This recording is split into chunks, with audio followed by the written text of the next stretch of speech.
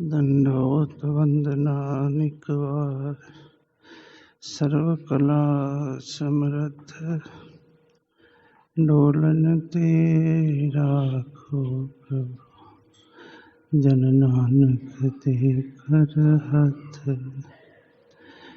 Dolan तेरा खो प्रभु जन नानक ते कर हथ।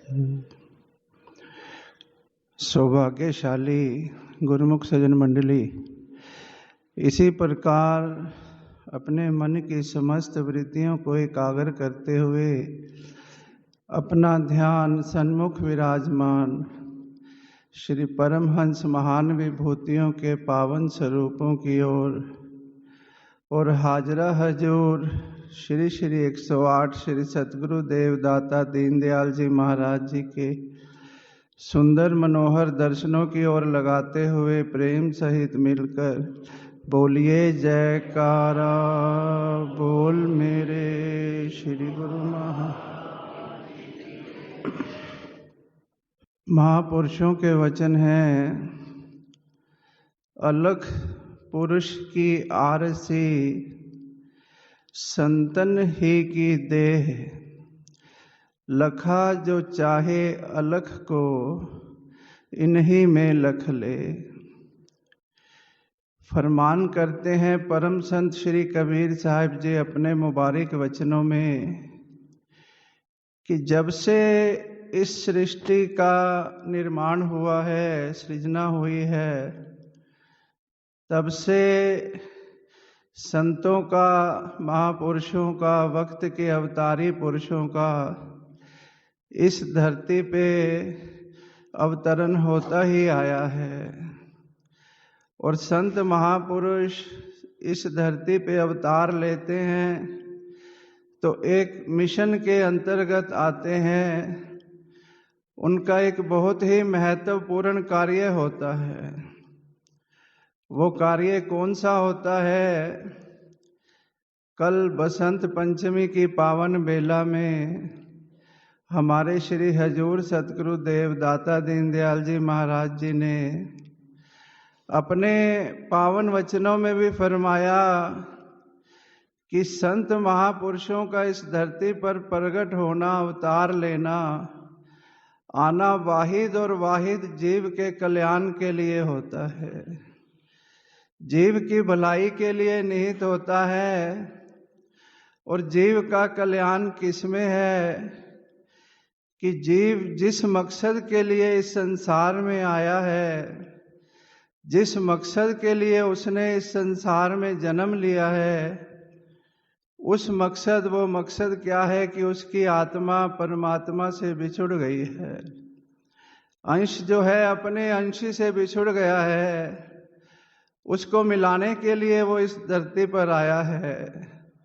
और उसको मिलाने के लिए ही, उसका मार्गदर्शन करने के लिए ही संतों महापुरुषों का इस धरती पर आगमन होता है। हम नित्य प्रति गुरु महिमा के अंदर वर्णन पढ़ते हैं, गायन करते हैं।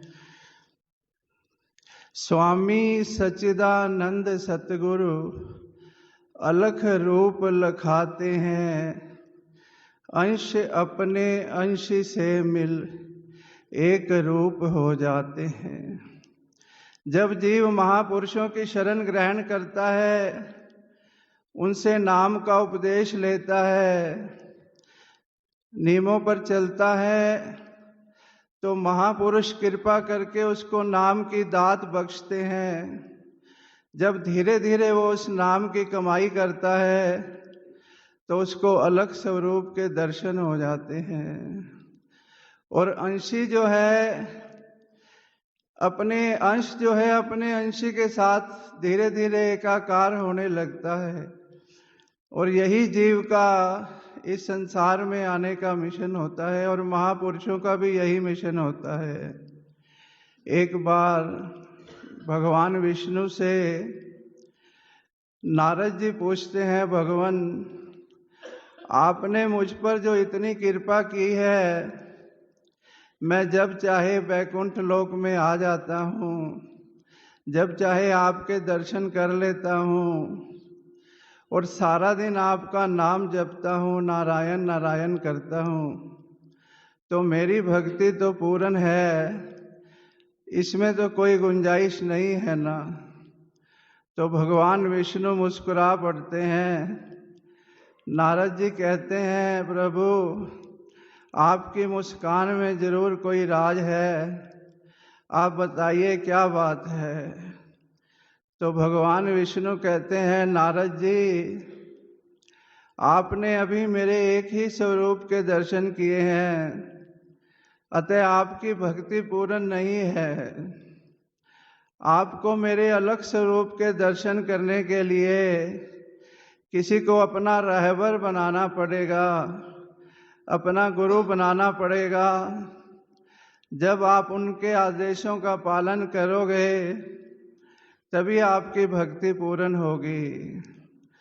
हम कथा का सार लेते हैं कि कैसे नारद जी धरती पर आए, कैसे उन्होंने गुरु धारण किया और श्री सतगुरु देव जी ने उनके सारे काज संवारे, तब जाके उनकी भक्ति की यात्रा संपूर्ण हुई। तो गुरुमुखों, हम सब ने भी भक्ति मार्ग पर कदम रखा है और इसी यात्रा को संपूर्ण करने के लिए हमारे प्रातः स्मरणीय हृदय सम्राट श्री श्री 108 श्री पंचम पातशाही जी महाराज ने बहुत ही सुंदर 5 नियम बनाए हैं। श्री सुबह शाम की श्री आरती पूजा, पावन दरबार की निष्काम सेवा, सत्संग, सुमरन, दर्शन, ध्यान और 2 घंटे भजन अभ्यास हमारे हजूर महाराज जी नित्य प्रति जिसके लिए जोर देते हैं। अगर हम श्रद्धा से प्रेम से ये करते हैं तो निश्चय ही हमारी भी भक्ति की यात्रा संपूर्ण होगी।